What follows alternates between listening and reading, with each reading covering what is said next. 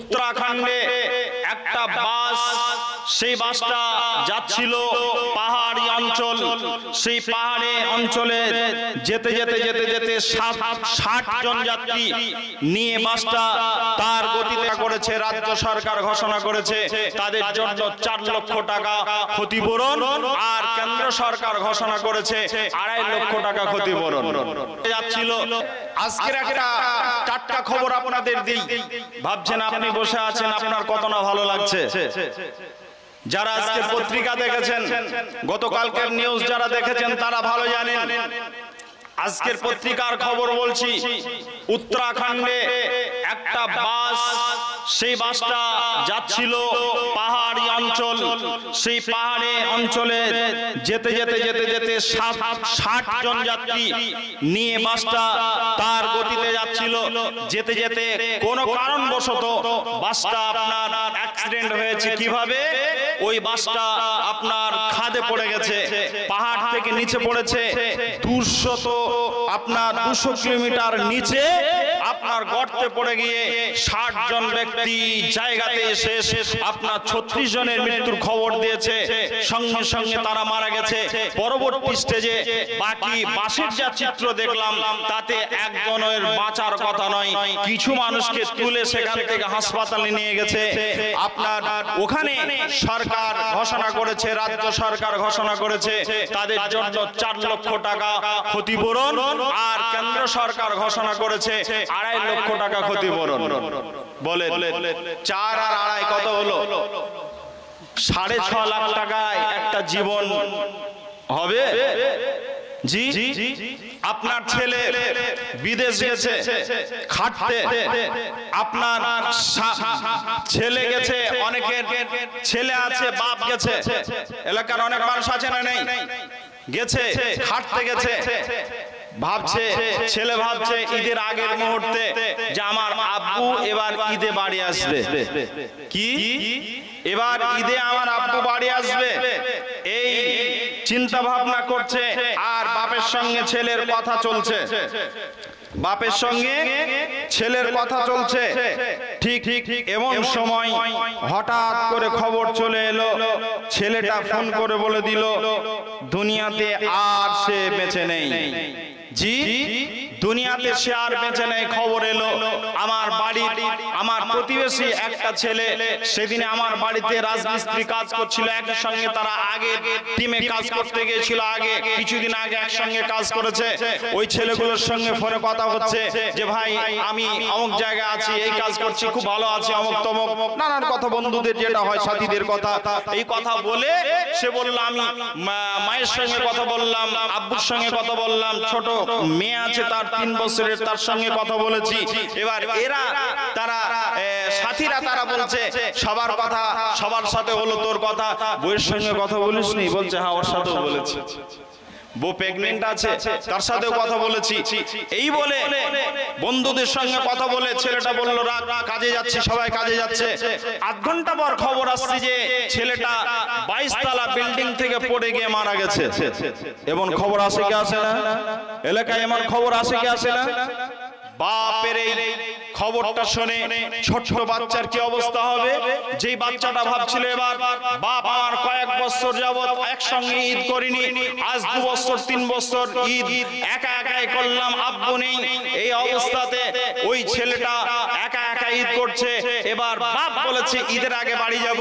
2 দিন আগে বাড়ি যাব তোমাকে তোমার নানির বাড়ি নিয়ে যাব মা তোমার মাকে সঙ্গে নিয়ে তোমাকে নিয়ে নানির বাড়ি যাব তারপর ওখান থেকে ঘুরে এসে অমুক জায়গায় যাব তারপরে তোমাকে নিয়ে অনেক মজা করব এরকম কথা বলে কি বলে না ছেলেদেরকে বলে কি বলে না বাপরা বলে ছোট ছেলে যদি থাকে তাহলে বলে আমার ছেলে 4 দিন যদি পার হয়ে যায় তাহলে বলবে আব্বু আছো কোথায় একটু এসো না কতদিন তোমাকে দেখিনি আমার ছেলের বয়স এখনো পর্যন্ত আপনার 3 বছর পূর্ণ হয়নি আস্তে আস্তে কথা বলছিল যে আব্বু কোথায় আছো পৌঁছেছো আসবে না বাড়ি এরকম কথা বলছে তার কথাগুলো বাপের মনে পড়বে কি পড়বে না পড়বে ভাইজান এইজন্য আমি এক কবির কথা এভাবে বলি কি একটা কথা আমি আপনাদের কাছে এভাবে বলি, দূর প্রবাসে থাকে বাবা আসবে ঈদে বাড়ি, দূর প্রবাসে থাকে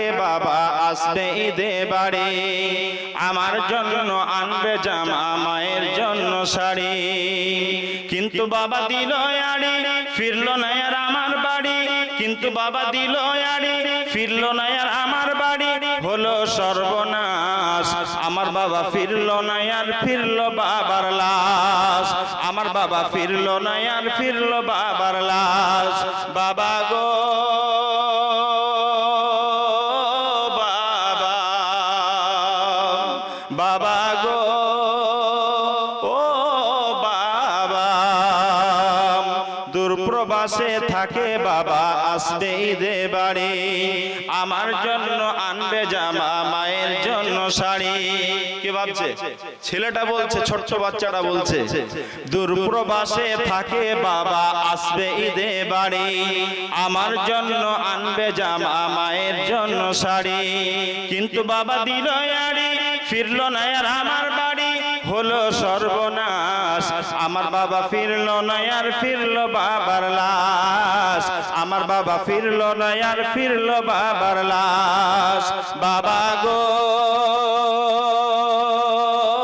বাবা, ফিরলো না আর আমার বাড়ি ফিরলো বাবার লাশ, ফিরলো না আর আমার বাড়ি ফিরলো বাবার লাশ, আসবে বাবা বলে এমন ছিল পরিপাটি, বাবার এমন খবর শুনে সব হয়ে যায় মাটি, কিসের খুশি কিসের ঈদ, কিসের খুশি কিসের ঈদ, ভেঙে গেছে মনের ভিত হলো সর্বনাশ, আমার বাবা ফিরলো না আর ফিরলো বাবার লাশ, আমার বাবা ফিরলো না আর ফিরলো বাবার লাশ, বাবা গো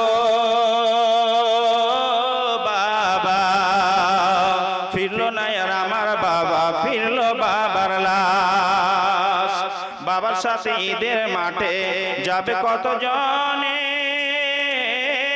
এ দেখে হায় আমার বাবার পড়বে স্মৃতি মনে, বাবা গেছেন পরপার তাকে পাবো না যে আর, বাবা গেছেন পরপার তাকে পাবো না যে আর, বাবা গেছেন পরপার তাকে পাবো না যে আর, কেঁদে ওঠে হৃদয়ে আমার, কেঁদে ওঠে হৃদয়ে আমার।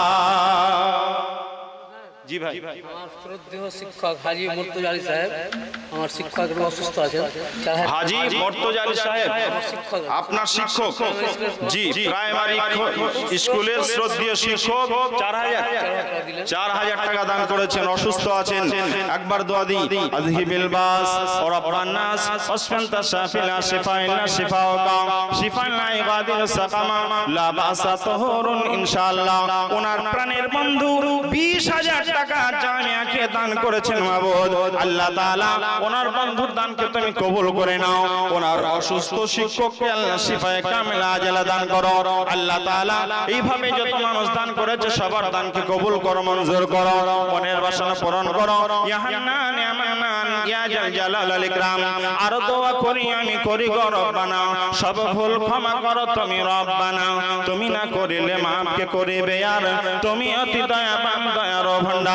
আর আমি দোয়া করি জান্নাতে তাহার সুখের জীবন দিও তুমি পরওয়ার, রব্বানা তাকাব্বাল দুআনা রব্বানা তাকাব্বাল মিন্না ইন্নাকা আনতাস সামিউল আলিম, আমিন আমিন সুম্মা আমিন। আপনাদের কাছে আমি 15 মিনিট সময় চাচ্ছি, তারপর আমার আসল বক্তব্যের দিকে এগিয়ে যাব ইনশাআল্লাহ। জি জামিয়ার জন্য ইনশাআল্লাহ, জামিয়ার জন্য এই 15টা মিনিট একটু কোরবান করি আমরা সময়টাকে, তারপর বক্তব্য শুনবো। আপনাদের কাছে আমি শুধুমাত্র এই আশায় হাতটা তুলছি, কে আছেন আল্লাহর বান্দা আল্লাহর গোলাম, এই জামিয়াকে ভালোবেসে আপনারা আজকের এই জায়গাতে মাত্র 30,000 টাকা দান করবেন।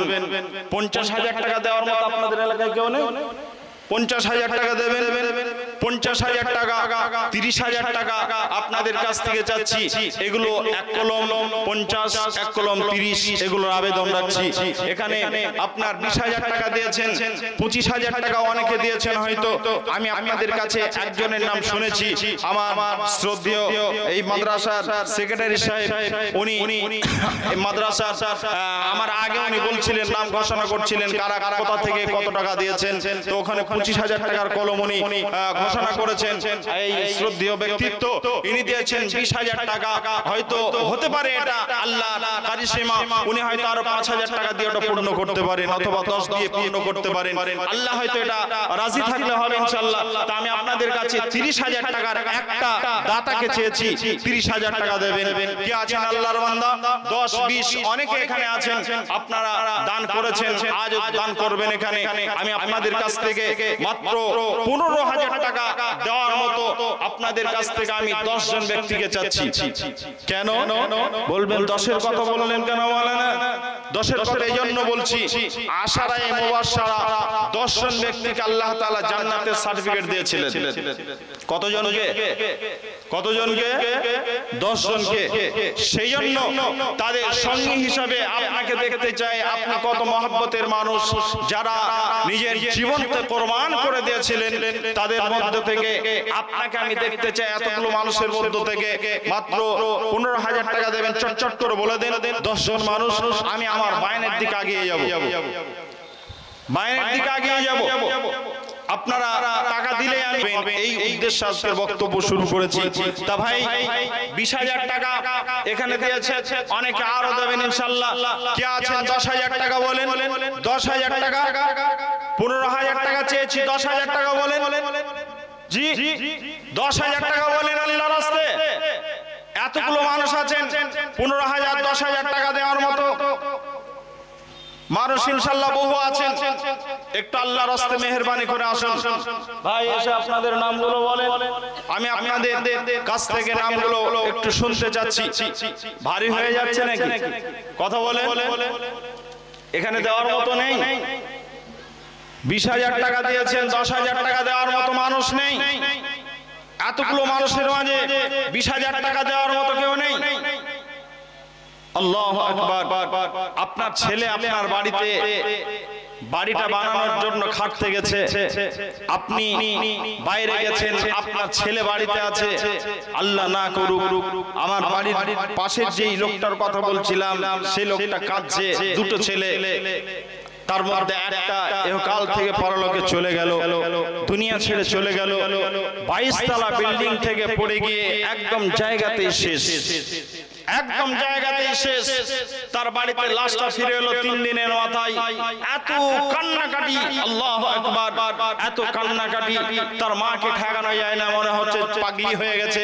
তার স্ত্রী তো একদম পাগলির মতো হয়ে গেছে। সে তার কাছে যা ছিল, গহনা থেকে শুরু করে টাকা, অর্জিত টাকা যা ছিল, সব স্বামীর নামে সব দান করে দিয়েছে। আমার কাছে এসেছিল মাওলানা, আমি আপনার কাছে এসেছি একটা জিজ্ঞাসা করার জন্য। আমার স্বামীর জন্য আমি যে দানগুলো করছি, আমার স্বামী পাবে? আমি বললাম নিশ্চিত পাবে, বুখারীর হাদিস। আপনি দান করবেন আপনার স্বামীর নামে, সে পাবে। তার জন্য দোয়া করবেন, সে পাবে। তার জন্য আপনি দান সাদকা করবেন, সে পাবে। তা ভাইয়ান, আপনাদের আত্মীয় স্বজন এমন অনেক আছে, তাদের সুস্থতা কামনার জন্য আপনারা দান করেন। অনেকে মারা গেছেন, বাবা মারা গেছে, আপনজন মারা গেছে, তাদের মাগফিরাতের জন্য আপনারা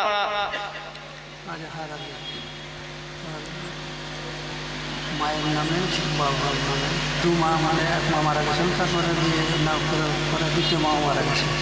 আল্লাহু আকবার।